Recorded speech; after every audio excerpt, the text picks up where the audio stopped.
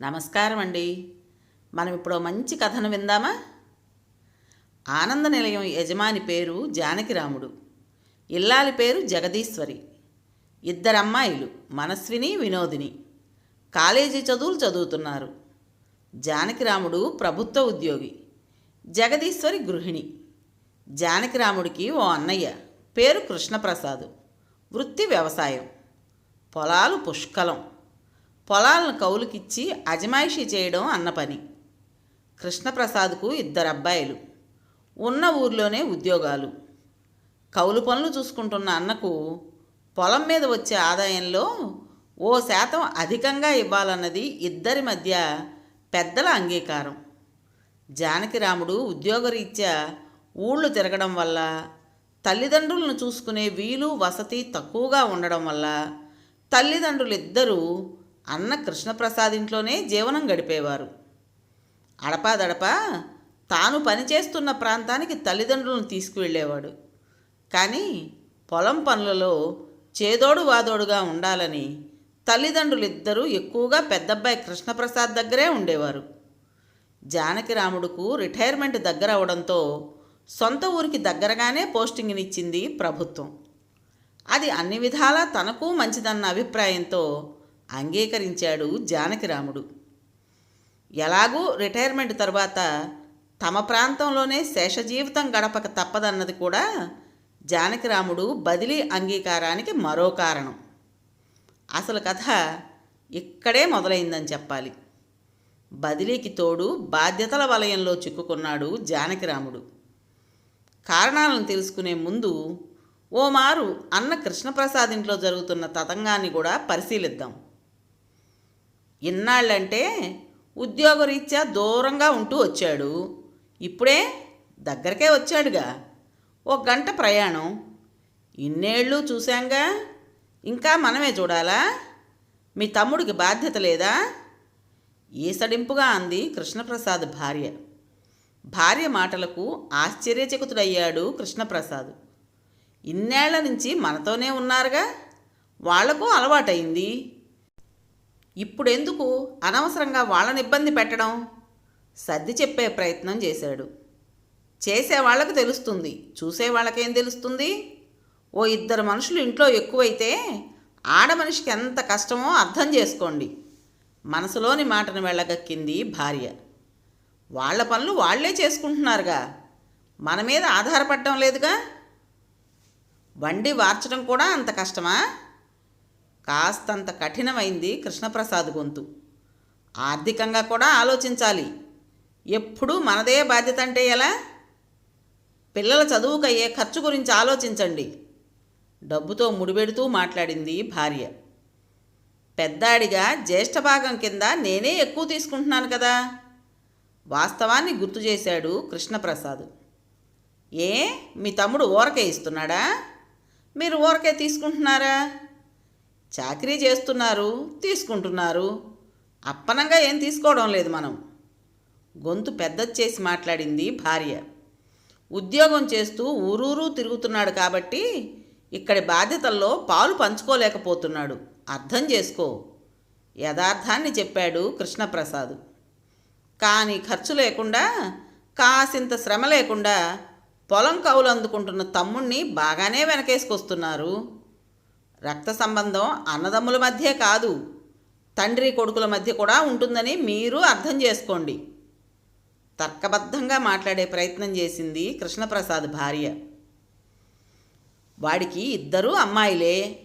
కట్నాలు, కానుకలు, పెళ్ళిళ్ళు, ఇంకా బోలెడు ఖర్చులు. అయినా అవన్నీ ఇప్పుడెందుకు? మన మధ్య సమస్య మా అమ్మా నాన్నలదేగా. విషయానికి వచ్చాడు కృష్ణప్రసాద్. అమ్మాయిలు అమ్మాయిలు అని చీటికి మాటికి వెనకేసుకొస్తున్నారు. ఏ, అబ్బాయిలకైతే ఖర్చులుండవా? కట్నాలిచ్చి పెళ్లి చేసి పంపిస్తే అమ్మాయి బాధ్యత తీరిపోతుంది. కానీ అబ్బాయిలకు అలా కాదుగా, పంచివ్వాలి కదా. భవిష్యత్తు గురించి హెచ్చరించింది భార్య. మంచి చదువులు చెప్పించాం, ఉద్యోగాలు వచ్చాయి. అయినా పంచి ఇవ్వలేకపోవడానికి అంత లేనివాళ్ళం కాదుగా. తన వాదనలో బలముందంటూ వాదించాడు కృష్ణప్రసాద్. అదంతా నాకు అనవసరం. మీ అమ్మా నాన్నలకు చేసి పెట్టే ఓపిక నాకిక లేదు. మీ తమ్ముడింటికి పంపించేయండి. తన నిర్ణయాన్ని కరాఖండిగా చెప్పింది భార్య. ఏం జవాబు చెప్పాలో తెలియని అయోమయ స్థితిలో సరే చూద్దాం అంటూ బలవంతంగా తలూపాడు కృష్ణప్రసాద్. నాణ్యానికి ఒకవైపు ఈ తతంగం అయితే తల్లిదండ్రుల చెవిన వీరి సంభాషణ పడడం మరోవైపు. సాఫీగా సాగుతున్న వారి జీవితాల్లోకి తొంగి చూసిన ఈ హఠాత్ సంఘటన ఇరువురిని ఆశ్చర్యచకితుల్ని చేసింది.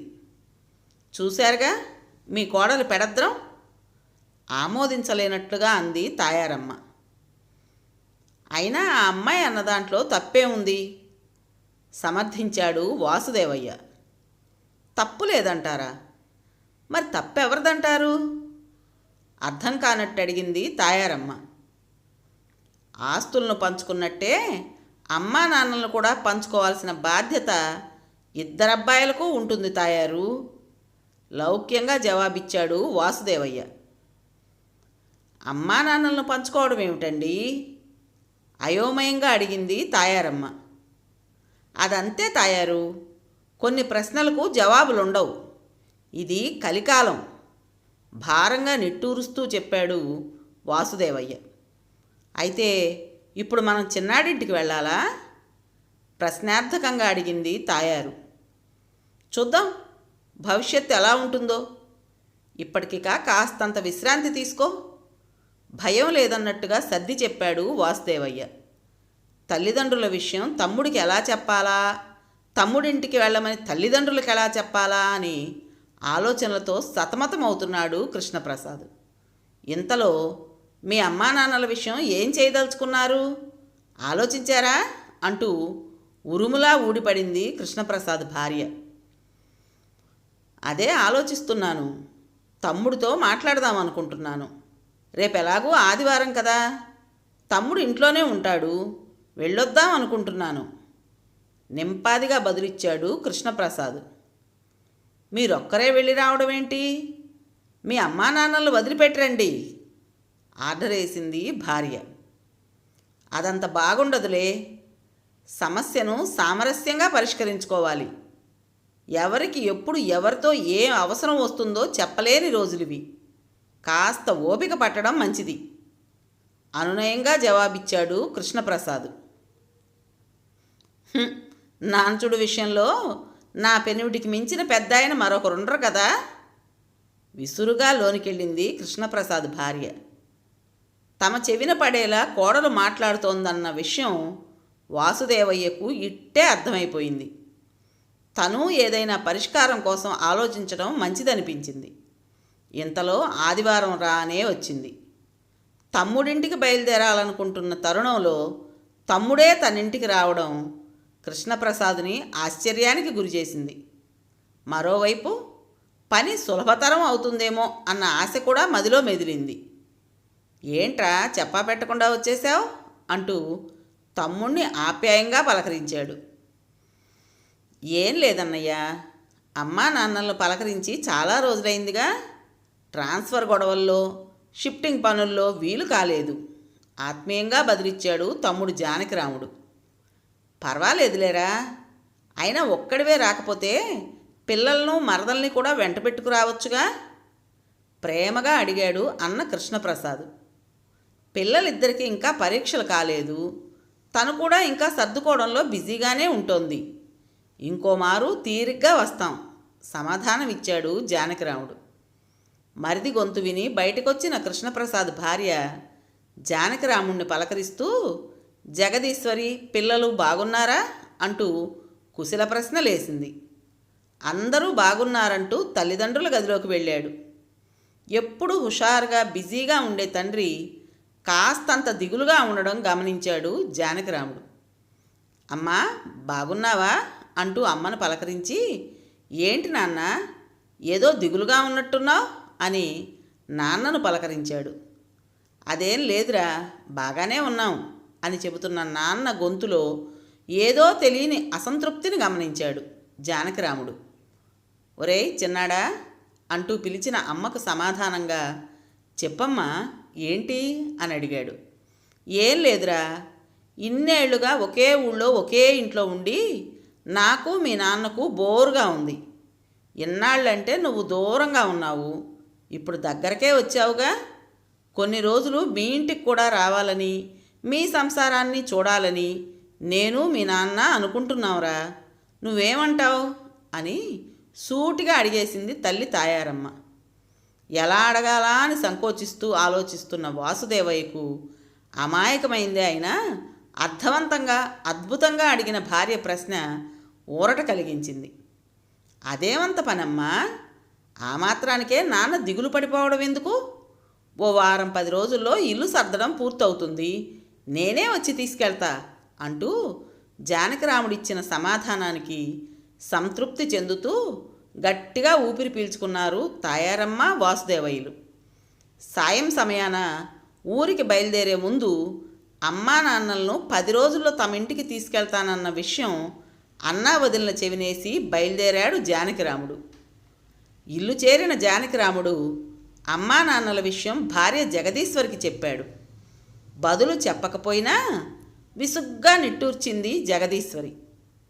అర్థం కాని అయోమయ పరిస్థితి జానకిరాముడు వంతయింది. క్యాలెండర్లో 10 పేజీలు చిరిగాయి. ఓ ఆదివారం ఉదయాన్నే అమ్మా నాన్నలను తీసుకుని తమ ఇల్లు చేరాడు జానకిరాముడు. అమ్మా నాన్నలను వారి గదివైపు తీసుకువెళ్ళగా పిల్లలిద్దరూ అవ్వాతాతల సామాగ్రిని గదికి చేర్చారు. కాసేపట్లో మంచినీళ్లు కాఫీతో వచ్చి పలకరించి వెళ్ళింది జగదీశ్వరి. వంటగదిలో బిజీగా ఉన్నట్టు చెప్పి చర్చరా అక్కడి నుంచి వెళ్ళిపోయింది. మధ్యాహ్న భోజనం తరువాత అందరూ కాసేపు కునుకు తీయగా తమ గదిలోకి వెళ్ళాడు జానకిరాముడు. అప్పటికే వంటగదిలో పని పూర్తి చేసుకుని గదికి చేరుకుని ఉంది జగదీశ్వరి. ఇద్దరి మధ్య కాసేపు నిశ్శబ్దం రాజ్యమేలింది. ఊరికే మీ అమ్మా నాన్నల్ని తీసుకొస్తే ఎలా? ఖర్చులకు డబ్బులు కూడా పట్టుకురావాలిగా. నిశ్శబ్దాన్ని ఛేదిస్తూ తొలి బాణాన్ని విసిరింది జగదీశ్వరి. జగదీశ్వరి ప్రశ్నకు దిమ్మ తిరిగిన జానకిరాముడు తల్లిదండ్రులకు అన్నం పెట్టేందుకు డబ్బులు అడగాల అన్నాడు ఆశ్చర్యంగా.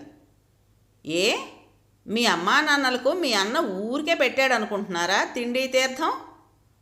ఖర్చు పెట్టింది వారి సొమ్మేనని అందరికీ తెలుసు. పైగా మీ అన్న పిల్లల చదువులకయ్యే ఖర్చులు కూడా మీ నాన్నగారే భరించారు. ఇంటి ఖర్చుల బాధ్యత కూడా ఆయనే చూసుకున్నారు.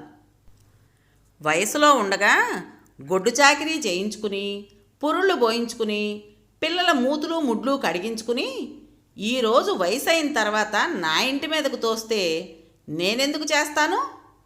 రిటైర్ అయిన తర్వాత ఏ బాదరబందీ లేకుండా హాయిగా గడపవచ్చు అనుకుంటే మీ అన్నా వదిలిన పుణ్యమా అని బాధ్యతల సుడిగుండంలో ఇరుక్కుంటున్నామన్నమాట అంటూ విరుచుకుపడింది జగదీశ్వరి. ఆ విశ్వరూపానికి నిశ్చేష్టుడయ్యాడు జానకిరాముడు. భార్యకు ఇంత నోరుందా అని ఆశ్చర్యపోయాడు. భార్య మనసులోని బడవాగ్నిని చల్లార్చటం ఎలా అని భయకంపితుడయ్యాడు. బదులివ్వని భర్త వంక విసుగ్గా చూస్తూ నిద్రాదేవి ఒడిలోకి జారుకుంది జగదీశ్వరి. జానకిరాముడు వంతు కూడా అదే అయింది.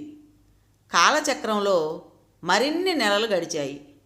సర్దుకుపోవడం అలవాటైన తాయారమ్మ వాసుదేవయ్యలు చిన్న కొడుకు జానకిరాముడింట్లోనే జీవిత చక్రాన్ని దొర్లిస్తున్నారు. సమయానికి తిండి తప్ప సంతోషం సరదాలనేవి వాళ్ళ జీవితాల నుంచి దూరమయ్యాయనే చెప్పచ్చు. అప్పుడప్పుడు మనవరాళ్ళిద్దరూ కాసేపు పలకరించడం తప్ప కోడలితో మాట మంతి ఉలుకు పలుకు లేదన్నది వాస్తవం. తప్పుకోలేక తప్పనిసరై జీవనయానాన్ని సాగిస్తున్న వృద్ధ దంపతులను చూస్తే ఎవరికైనా జాలి కలగక మానదు. అప్పుడప్పుడు పెద్ద కొడుకొచ్చి చుట్టంచూపుగా పలకరించి వ్యవసాయ పనుల గురించి చర్చించి వెళ్ళడం ఆనవాయితీగా జరుగుతోందే తప్ప తమ ఇంటికి రమ్మని పిలిచిన దాఖలాలేవీ లేవు. అన్ని రోజుల్లాగే ఆ రోజు కూడా సూర్యుని లేలేత కిరణాలు ప్రపంచానికి వెలుగునిస్తున్నాయి. అందరిలానే జానకిరాముడింట్లో కూడా మెల్లమెల్లగా నిద్రలేస్తున్నారు అందరూ లేచినా అమ్మా నాన్నల అలికిడి లేకపోవడంతో కంగారుగా అటువైపు అడుగులేశాడు జానకిరాముడు. ఉదయాన్నే నిద్రలేచి వాకింగ్కి వెళ్ళొచ్చి వసారాలో కూర్చునే అమ్మా నాన్నలు ఆ రోజున అటు వసారాలోనూ లేరు, ఇటు గదిలోనూ లేరు. ఎక్కడికి వెళ్ళారా అని అందరూ హడావిడిగా ఇల్లంతా కలియదిరిగి వెతికినా ప్రయోజనం లేదు. ఏం చేయాలో దిక్కుతోచని స్థితి. ఎక్కడ వెతకాలా అన్న ఆందోళన. వెంటనే అన్న కృష్ణప్రసాద్కు ఫోన్ చేసి అమ్మా నాన్నలు ఏమైనా వచ్చారా అని అడిగాడు. లేదని జవాబు చెప్పిన అన్నకు పూర్తి వివరాలు అందించాడు జానకిరాముడు. అన్న కొడుకులిద్దరూ వాళ్ళ ఊళ్ళో అటు బస్టాండుకు, ఇటు రైల్వే స్టేషన్కు, తాత స్నేహితుల ఇళ్లకు క్షణం తీరిక లేకుండా తిరుగుతున్నారు. ఇటు జానకిరాముడి కూతుళ్ళు తాత సెల్ ఫోను ట్రేస్ చేసే పనిలో, టవర్ని లాక్ చేసే ప్రయత్నంలో ఉన్నారు. సెల్ ఫోన్ సిగ్నల్స్ అందడం లేదు. ఇన్నేళ్లు అన్నగారింట్లో సంతోషంగా ఉన్న తల్లిదండ్రులు కొన్ని నెలలైనా తమ ఇంట్లో ఆనందంగా ఉండలేకపోయినందుకు జానకిరాముడు లోపల కుమిలిపోతూ మదన పడుతున్నాడు. బండేసుకుని తిరగని వీధి లేదు. ఊరంతా జల్లెడబట్టి గాలిస్తున్నాడు. కానీ ప్రయోజనం మాత్రం శూన్యం. మనసు పరిపరి విధాలుగా ఆలోచిస్తోంది. తన జీవితంలో ఎన్నడూ ఇంతటి మానసిక వ్యధను అనుభవించలేదు. అన్న కృష్ణప్రసాదు, వదిన, పిల్లలు కూడా కారు తీసుకుని క్షణాల్లో వచ్చేశారు. అందరూ కూర్చుని ఏం చేయాలా అని తర్జన భర్జన పడుతున్నారు. నలుగురు పిల్లలు 4 దిక్కులు వెతకడంలో పూర్తిగా నిమగ్నమై ఉన్నారు. కోడళ్ళిద్దరూ మౌనవ్రతం పాటిస్తున్నట్టుగా నటిస్తున్నారు. సూర్యుడు పశ్చిమాన సేదదీరేందుకు సంసిద్ధమవుతున్నాడు. రాత్రయ్యే కొద్దీ అందరిలో భయం ఎక్కువ అవుతోంది. ఆలోచనల సుడిగుండంలో అల్లాడుతున్నారు. సమాజానికి ఏం సమాధానం చెప్పాలా అన్న భయం అన్నదమ్ములిద్దరినీ వణికిస్తోంది. ఎవరేమనుకుంటారోనని కుంగిపోతున్నారు. కాస్తంత భార్యలకు సర్ది చెప్పున్నా, భార్యలు సర్దుకుని ఉన్నా ఇంత తతంగం జరిగి ఉండేది కాదనిపించి కళ్ళ వెంబడి నీళ్లు జల్జలా రాలాయి అన్నదమ్ములకు. ఆలోచనా తరంగాల్లో ఉన్న అందరి దృష్టిని మరలిస్తూ సెల్ ఫోన్ ధ్వని. అది జానకిరాముడి సెల్ ఫోన్. హలో, జానకిరాముడు గారా మాట్లాడుతున్నది? అవతలి వ్యక్తి ప్రశాంతంగా పలకరిస్తున్నాడు. అవునండి, మీరెవరు? ఎక్కడి నుంచి మాట్లాడుతున్నారు? కంగారుగా ప్రశ్నించాడు జానకిరాముడు. స్పీకర్ ఆన్ చేయమన్న కుటుంబ సభ్యుల కోరిక మేరకు ఆన్ చేశాడు జానకిరాముడు. నా పేరు బాలయ్య అండి. నేను శ్రీనివాస వృద్ధాశ్రమం నుంచి మాట్లాడుతున్నాను. నింపాదిగా మాట్లాడుతున్నాడు అటువైపు వ్యక్తి. గొంతు చూస్తే పెద్ద ఆయనలాగే ఉన్నాడు. ఏంటి, వృద్ధాశ్రమం నుంచా? వణుకుతున్న స్వరంతో ప్రశ్నించాడు జానకిరాముడు. వణుకుతున్న జానకిరాముడి చేతుల్లోంచి తన చేతుల్లోకి సెల్ ఫోన్ తీసుకుని, చెప్పండి సార్, విషయం ఏంటో త్వరగా చెప్పండి ప్లీజ్ అంటూ ప్రాధేయపడ్డాడు కృష్ణప్రసాద్. ఏమీ లేదండి, మీ తల్లిదండ్రులట మా ఆశ్రమంలో చేరాలని వచ్చారు. బాలయ్య సమాధానం. ఏంటి, వృద్ధాశ్రమంలో చేరాలని వచ్చారా? ఎక్కడండి మీ ఆశ్రమం? మేము ఇప్పుడే వస్తున్నాం అంటూ గాబరాగా అడిగాడు కృష్ణప్రసాద్. కంగారు పడకండి, మీ అమ్మా నాన్నలిద్దరూ బాగానే ఉన్నారు. మా ఆశ్రమం రామాలయం వీధిలో ఆలయం పక్కనే ఉంటుంది. నిమ్మళంగా రండి అంటూ బదులిచ్చిన బాలయ్య మాటలకు కుటుంబ సభ్యులంతా ఊరట చెందారు. క్షణాల్లో అందరూ శ్రీనివాస వృద్ధాశ్రమం ఆఫీస్ రూంలో ప్రత్యక్షమయ్యారు. ముందుగా ఎదురుగా కూర్చుని ఉన్న అమ్మా నాన్నలను చూసి గట్టిగా ఊపిరి పీల్చుకున్నారు. కూర్చోమని సంజ్ఞ చేసిన బాలయ్యకు అందరూ నమస్కరిస్తూ ఆసీనులయ్యారు. చూడండి, మీ అమ్మా నాన్నలిద్దరూ ఈ ఉదయం మా ఆశ్రమంలో చేరాలని వచ్చారు. వివరాలు అడిగితే ఎంతసేపటికి చెప్పడానికి ఇష్టపడలేదు. కాసింత సేదదీరిన తర్వాత మళ్ళీ కదిలించొచ్చని తాత్కాలికంగా ఆశ్రయం ఇచ్చాం. మా ఆశ్రమం నియమ నిబంధనల ప్రకారం ఎవరైనా వాళ్లకు వాళ్ళొచ్చి ఆశ్రమంలో చేరతామంటే చేర్చుకోవటం కుదరదు. ఎవరైనా వచ్చి చేర్పిస్తేనే చేర్చుకుంటాం. రాత్రి అవుతున్నా చెప్పకపోయేటప్పటికీ చేర్చుకోవటం కుదరదని చెప్పి గేటు తాళం వేసే సమయంలో మీ గురించి చెప్పారు అంటూ క్లుప్తంగా చెప్పాడు బాలయ్య. మా అమ్మా నాన్నలను ఇంటికి తీసుకువెళ్తామండి. మళ్ళీ ఇలాంటి పరిస్థితి రాకుండా జాగ్రత్తలు తీసుకుంటాం అంటూ ఇద్దరు అబ్బాయిలు అభ్యర్థిస్తూ అడిగారు. వాళ్ళు తీసుకువెళ్తామన్నా వెళ్ళడం మాకిష్టం లేదు. ఎలాగూ వాళ్ళ వివరాలు మీకు తెలిసాయిగా. మీ నియమం ప్రకారం మీకు కట్టాల్సిన డబ్బులు మేము కట్టగలం. మా ఇద్దరిని చేర్చుకోండి. కాస్త కఠినంగా ముక్కుసూటిగా మాట్లాడుతూ బాలయ్య వంక చూశాడు వాసుదేవయ్య. అదేంటి నాన్న అలా మాట్లాడుతున్నారు? మా వల్ల తప్పు జరుగుంటే క్షమించండి, జానకిరాముడు ఆవేదనగా అన్నాడు. అవును నాన్న, మీరిలా చేసి మా మనసుకు కష్టం కలిగించొద్దు. భవిష్యత్తులో ఏ ఇబ్బంది కలగకుండా చూసుకునే బాధ్యత మాది, చెప్పాడు కృష్ణప్రసాద్. మీరు చూసుకుంటారు సరేరా, మీ పెళ్ళాలు చూసుకోవాలిగా. ఇంట్లో పని మనుషులకున్నంత విలువ కూడా మాకు లేనప్పుడు దేహీ అని మీ ఇళ్లలో ఉండాల్సిన అవసరం మాకేంటి? మీ వాటాలు మీకు పంచి మా వాటాతో మేము బతుకుతాం. దయచేసి మీరే మమ్మల్ని ఇబ్బంది పెట్టకండి, మమ్మల్ని ఇలా వదిలేయండి. మనసులోని బాధని బాహాటంగా వెళ్ళగక్కింది తాయారమ్మ. అవునరా, ఇవిగో అగ్రిమెంట్లు ఎప్పుడో తయారు చేసి ఉంచాను. ఆస్తిని 3 భాగాలు చేసి మీకు చెరో భాగం రాసి నా భాగం నేను తీసుకుంటున్నాను. మా తరువాత మా భాగం ఈ ఆశ్రమానికే చెందుతుంది. కాగితాలు తీసుకుని ఇక మీరు బయలుదేరచ్చు, కఠినంగా చెప్పాడు వాసుదేవయ్య.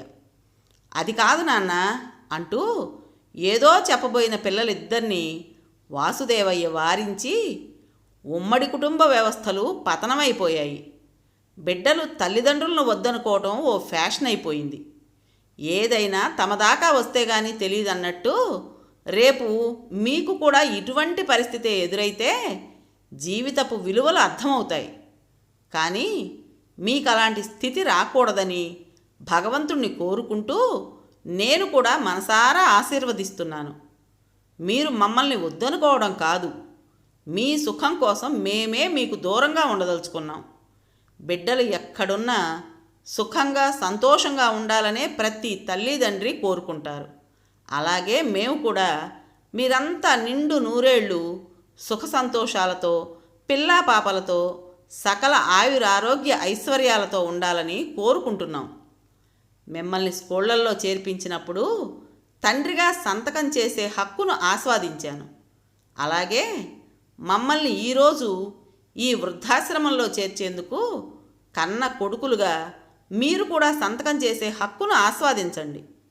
పిల్లలు జాగ్రత్త అంటూ బాలయ్య అంగీకారంతో ఆశ్రమంలోకి అడుగుపెట్టారు తాయారమ్మ, వాసుదేవయ్యలు.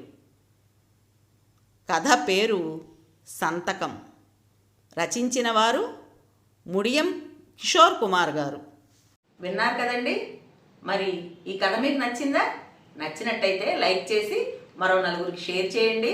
అలాగే ఈ కథ పైన మీ విలువైన అభిప్రాయాన్ని కామెంట్ బాక్స్లో తప్పకుండా తెలియజేస్తారు కదా. మరి ఇంత మంచి కథను మనకు అందించిన రైటర్ గారికి మనస్ఫూర్తిగా మనందరి తరపున ధన్యవాదాలు తెలియజేసుకుంటూ, కొత్త వాళ్ళు కనుక మన ఛానల్ చూస్తున్నట్టయితే తప్పకుండా సబ్స్క్రైబ్ చేసుకోండి. రేపు మరో మంచి కథతో మీ ముందుకు వస్తాను. అప్పటి వరకు ఉంటానండి.